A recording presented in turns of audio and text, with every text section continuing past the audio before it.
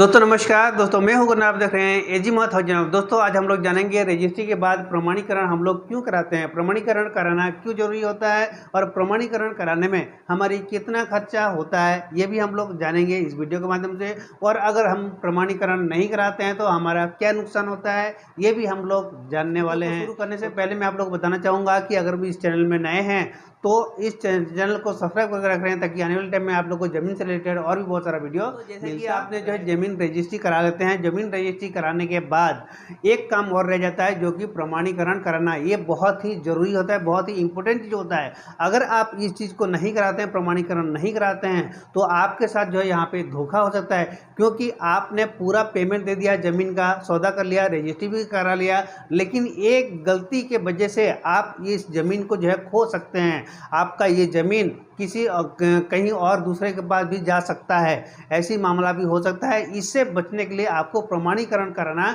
बहुत ही ज़रूरी होता है।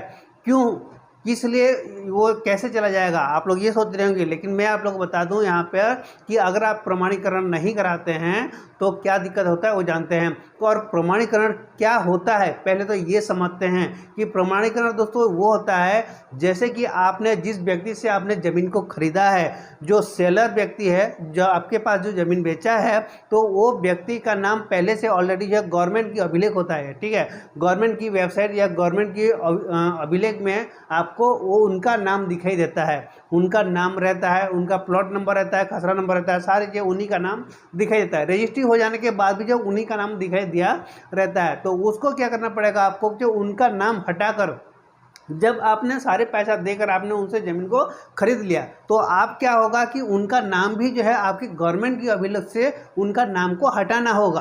तो हटाने के लिए हमको क्या करना पड़ता है, यही चीज़ें जो है प्रमाणीकरण कराना पड़ता है। और ये प्रमाणीकरण आपको जो है रजिस्ट्रार ऑफिस में आपका रजिस्ट्री तो हो जाता है, आपको वहाँ पे पट्टा मिल जाता है, लेकिन दोस्तों आपको क्या करना पड़ेगा, आपको तहसील ऑफिस में जाकर आपको जो है प्रमाणीकरण कराना पड़ता है। वो अमीन और पटवारी के माध्यम से तहसीलदार साहब जो है आपको प्रमाणीकरण कर देते हैं। और प्रमाणीकरण कराने के समय आपको जो है रजिस्ट्रार ऑफिस से हो गया, आप जो है एक ऋण पुस्तिका जिसे बोलते हैं हम लोग किसान किताब, एक किसान किताब बनता है, छोटा सा पेज में रहेगा, आपको किसान किताब आपको बना कर देंगे।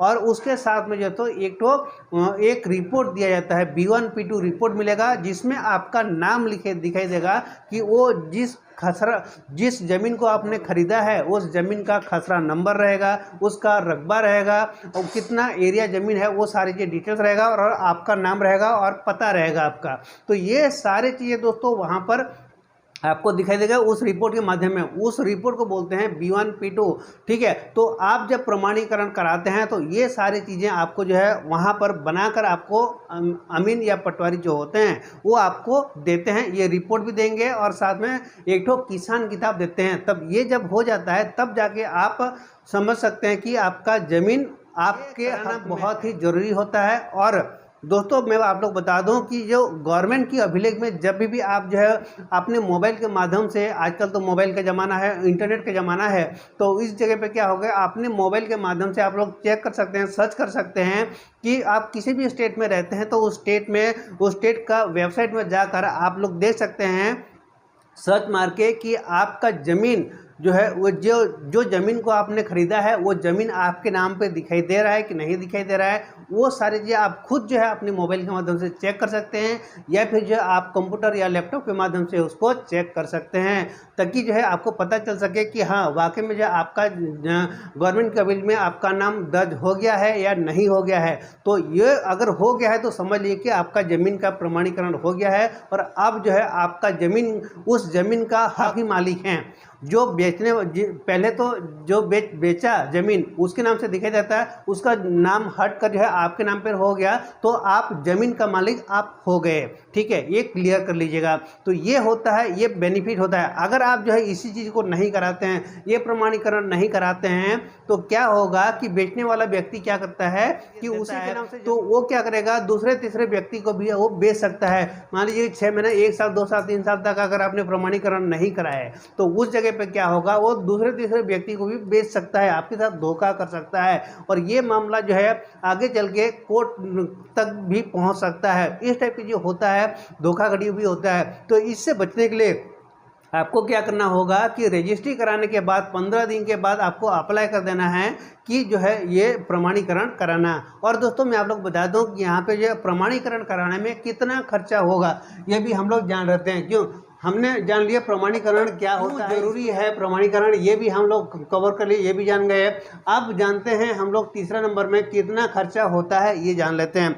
दोस्तों आपको प्रमाणीकरण कराने में कम से कम मिनिमम जो है 2000 से लेकर जो है आपको 5000 तक या फिर 10,000 तक भी खर्चा आ सकता है इस प्रमाणीकरण कराने में। वो आपके अमीन या पटवारी के आपका जो है 1000 रुपये में ही काम हो जाए।